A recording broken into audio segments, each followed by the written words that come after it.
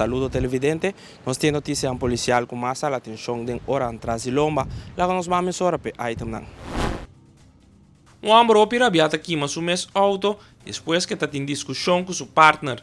Estava ayer noite com o central de polícia em chamada, que tem veículo na Candela e com a Candela também na sapa pegou carro também.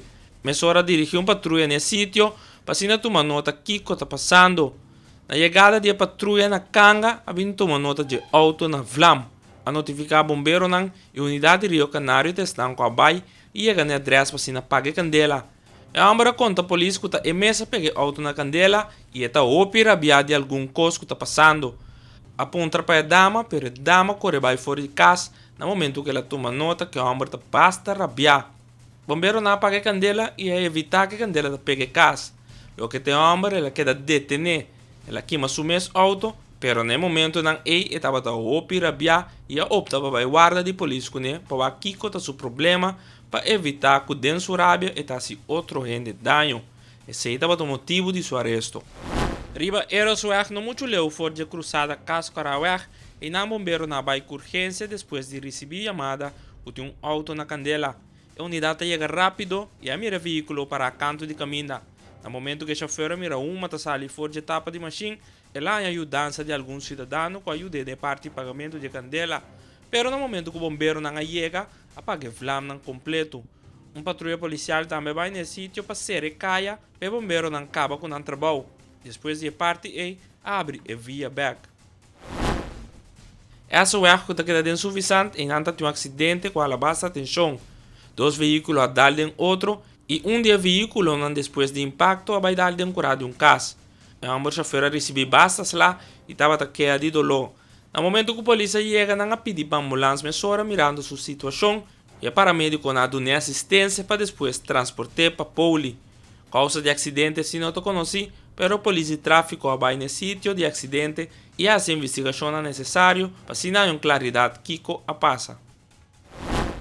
Há um mais acidente de auto para a que estava pegado com o edifício de Extra riba Helmin Magno Wills Boulevard.